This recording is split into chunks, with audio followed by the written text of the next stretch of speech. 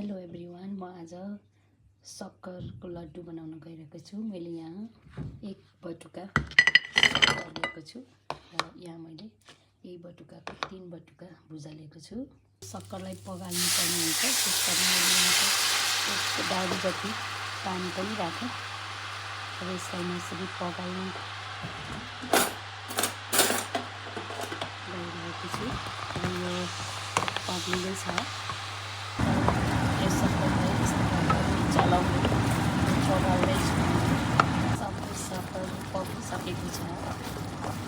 अब यसमा 2 चम्चा जति बटर पनि राख्ने। बटरलाई राखिसकेपछि एकछिन पकाउनु। अब यो सक्कर लगभग तयार भइसकेको छ। यसलाई चेक गर्नको लागि म चाहिँ यहाँ थोरै मैले गिलासमा पानी लिएको छु। यसमा थोरै राखेर हामी ट्राई गर्न सक्छौँ। अब यसरी राख्दाखेरि यो फैलिएन, जम्यो भने यो सक्कर चाहिँ भयो भन्ने जानिन्छ। यो चाहिँ यस्तै जम्यो, फैलिएन। सो यो सक्कर रेडी भइसकेको छ। हामीले यसमा अघि राखेको सबै भुजाहरू राख्छौँ।